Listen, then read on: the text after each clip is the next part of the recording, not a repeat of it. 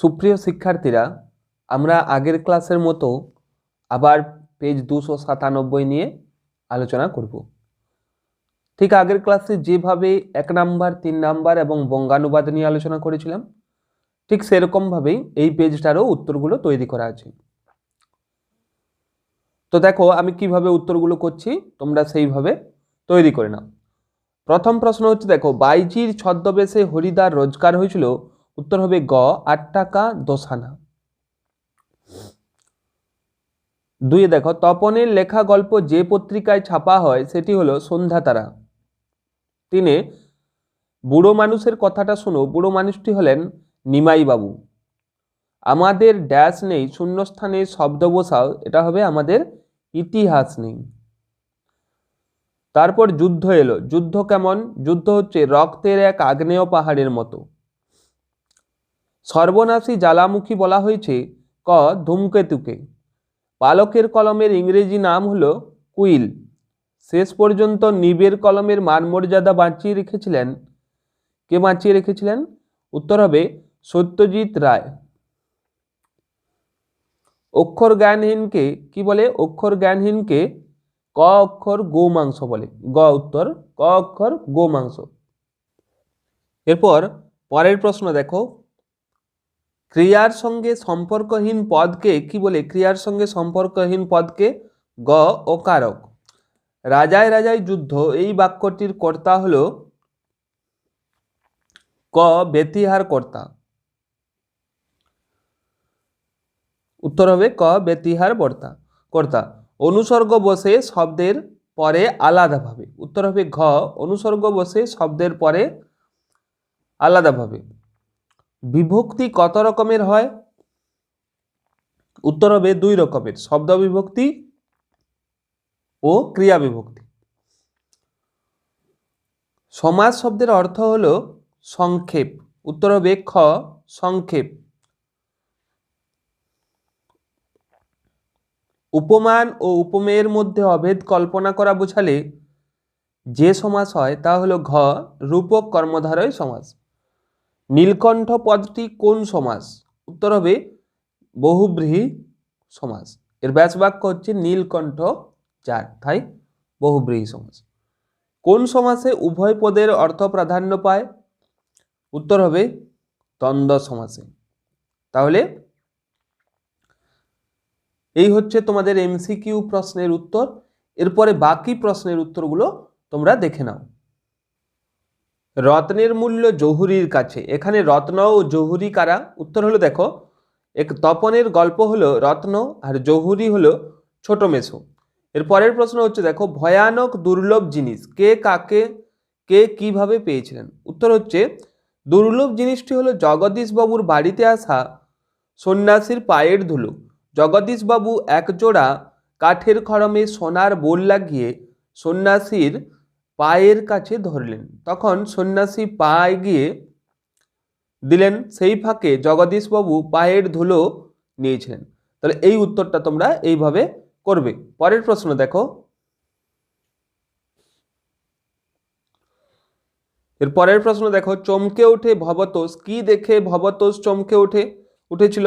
উত্তর হচ্ছে দেখো, হরিদার বাড়িতে বিরাগীর পোশাক অর্থাৎ সাদা উত্তরীয় ঝোলা আর গীতা দেখে ভবতোষ যখন বুঝতে পারল হরিদাই বিরাগী ছিল, তখনই সে চমকে ওঠে।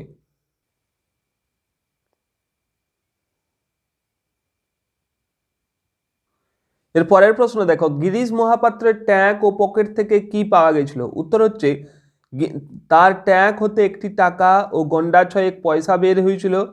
পকেট হতে একটা লোহার কম্পাস, মাপ করবার একটা কাঠের ফুটরুল, কয়েকটা বিড়ি, একটা দেশলাই ও একটা গাঁজার কলকে বের হয়েছিল।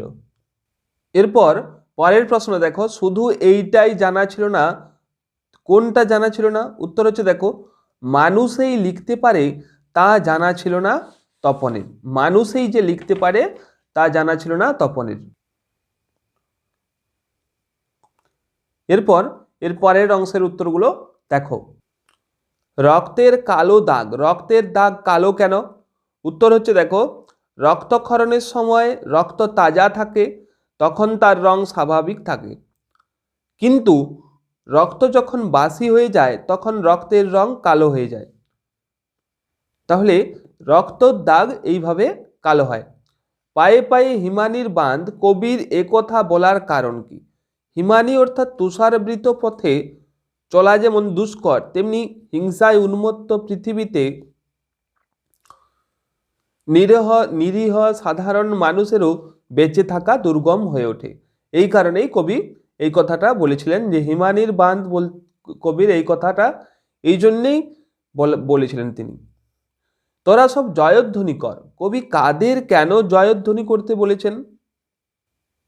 উত্তর হচ্ছে দেখো, প্রলয়োল্লাস কবিতায় কবি নজরুল তার দূরদৃষ্টি দ্বারা বুঝেছিলেন কালবৈশাখীর মতো ভয়ঙ্কর শক্তি এসে চরম অরাজকতার অবসান ঘটাবেন, আর তারপরেই ঘটবে নবসৃষ্টি। তাই কবি পরাধীন ভারতীয়দের জয়ধ্বনি করতে বলেছেন।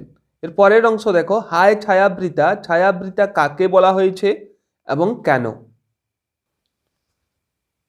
এরপর উত্তর হচ্ছে দেখো, আফ্রিকা মহাদেশকে ছায়াবৃতা বলা হয়েছে। ছায়াবৃতা বলার কারণ হলো আফ্রিকা ছিল জঙ্গলাকীর্ণ ও বনস্পতি নিবিড় পাহারায় ঘেরা। এরপর পরের প্রশ্ন হচ্ছে দেখো, মাভৈ মাভৈ শব্দটির মধ্য দিয়ে কবি কি বোঝাতে চেয়েছেন? উত্তর হচ্ছে, মাভৈ মাভৈ কথাটির দ্বারা কবি অভয়বাণী শোনাতে চেয়েছেন। এর অর্থ হলো ভয় করিও না।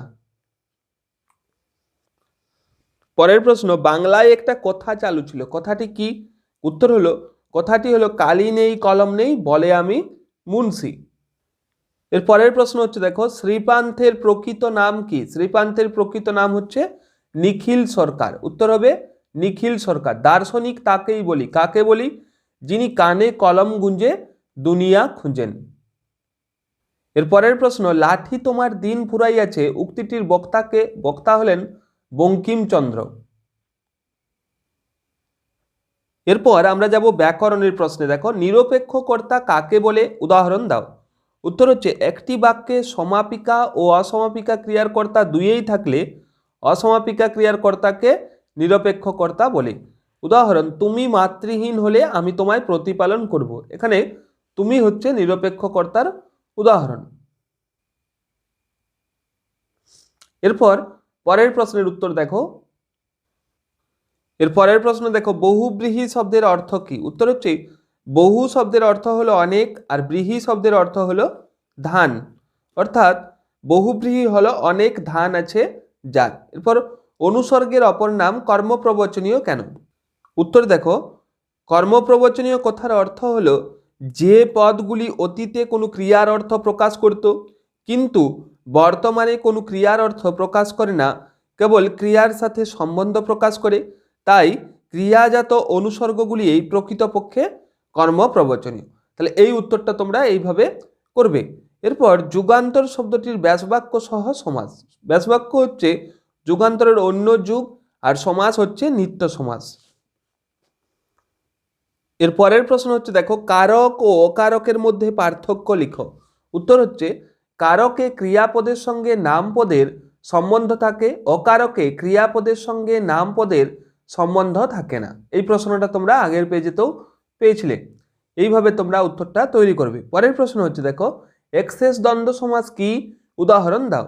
উত্তর হচ্ছে দেখো, যে দ্বন্দ্ব সমাসে সমস্যমান মধ্যে একটি অবশিষ্ট থাকে এবং অন্য পদগুলির লোপ পায়, ওই অবশিষ্ট পদটির বহুবচনের রূপের সাহায্যে সমস্ত পদটি গঠন করা হলে তাকে এক্সেস দ্বন্দ্ব বলে।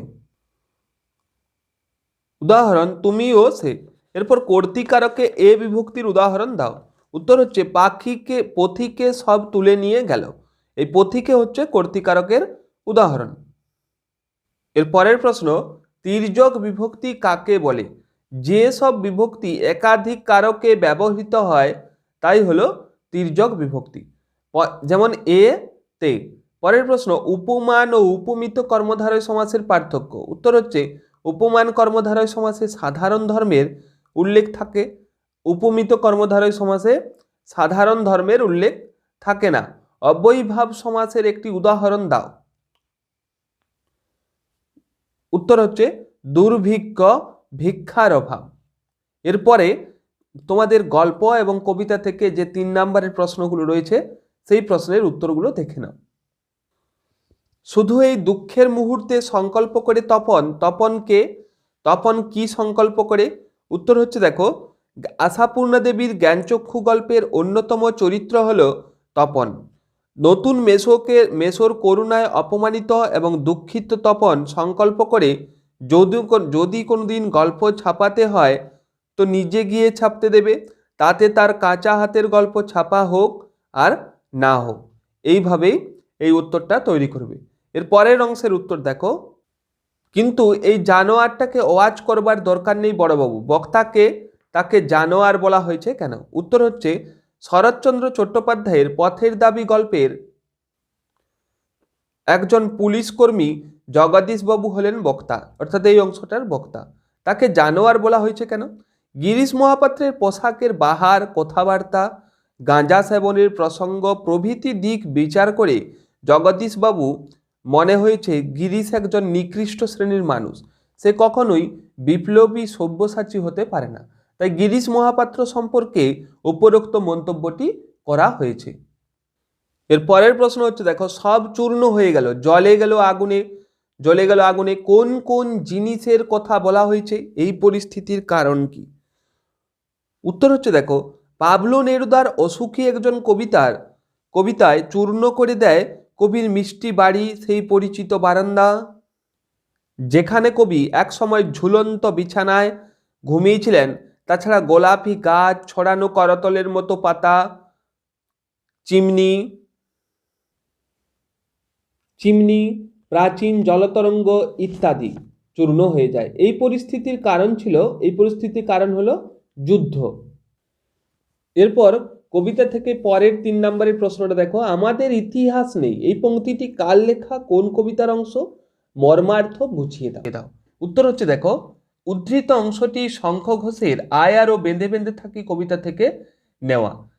উক্ত অংশটির মর্মার্থ হলো, সর্বহারা সাধারণ জনগণের গৌরবময় সমৃদ্ধ অতীত নেই, চিরকালেই তারা বঞ্চিত, এটাই হলো তাদের ইতিহাস। তাহলে এই লাইনটার মাধ্যমে কবি এই মর্মার্থটাই বোঝাতে চেয়েছেন। এই হচ্ছে তোমাদের এই পেজটার সমস্ত প্রশ্নের উত্তর। এরপরে আমরা চলে যাব এর যে বঙ্গানুবাদটা রয়েছে সেই বঙ্গানুবাদের উত্তরটা। এই বঙ্গানুবাদটা তোমরা ভালোভাবে শুনবে এবং তারপর শুনে তোমরা সেটা লিখে নেবে। দেখো, বঙ্গানুবাদের প্রথম লাইন হচ্ছে দেখো, student life is the stage of preparation for future. ছাত্র জীবন হয় ভবিষ্যতের প্রস্তুতি পর্ব। প্রথম লাইনের মানে হলো, ছাত্র জীবন হয় ভবিষ্যতের প্রস্তুতি পর্ব। স্টেজ মানে হচ্ছে পর্ব, আর প্রিপারেশন মানে হচ্ছে প্রস্তুতি, আর ফিউচার মানে হচ্ছে ভবিষ্যৎ। তাহলে প্রথম লাইনটা কি পাওয়া গেল দেখো, ছাত্র জীবন হলো ভবিষ্যতের প্রস্তুতি পর্ব। পরের লাইন দেখো,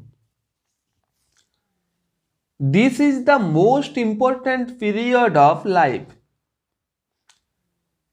এটি হলো জীবনের, ইম্পর্ট্যান্ট মানে হচ্ছে গুরুত্বপূর্ণ, জীবনের সবচেয়ে গুরুত্বপূর্ণ সময়। 2 নম্বর লাইনটার মানে হচ্ছে দেখো, এটি হলো জীবনের সবচেয়ে গুরুত্বপূর্ণ সময়। পরের লাইনের মানে হচ্ছে দেখো, a student if young today but he will B a man tomorrow. A student if young today, একটি ছাত্র আজকে যুবক, টুডে মানে হচ্ছে আজকে, ইয়াং মানে হচ্ছে যুবক, একটি ছাত্র যদি আজকে যুবক হয়, but he will B a man tomorrow, কিন্তু আগামী দিনে সে একজন প্রকৃত মানুষ হবে। একটি ছাত্র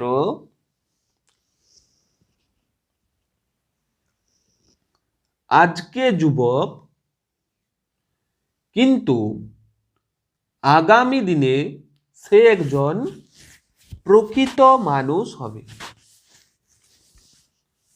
তাহলে এই শেষ লাইনটার মানেটা আরেকবার বলে দিচ্ছি। A student if young today, একটি ছাত্র, যদি আজকে যুবক এটাও লিখতে পারো, একটি ছাত্র যদি আজকে যুবক হয়, বা একটি ছাত্র আজকে যুবক, একটি ছাত্র আজকে যুবক, কিন্তু আগামী দিনে সে একজন প্রকৃত মানুষ হবে। তাহলে এই হচ্ছে তোমাদের বঙ্গানুবাদের উত্তর। এইভাবে পুরো পেজটার উত্তরটা তোমরা তৈরি করে নেবে এবং এরকমই পরবর্তী পেজগুলো, প্রত্যেকটা পেজের এইভাবেই উত্তরগুলো পাওয়ার জন্য তোমরা চ্যানেলটা অবশ্যই সাবস্ক্রাইব করে রাখবে।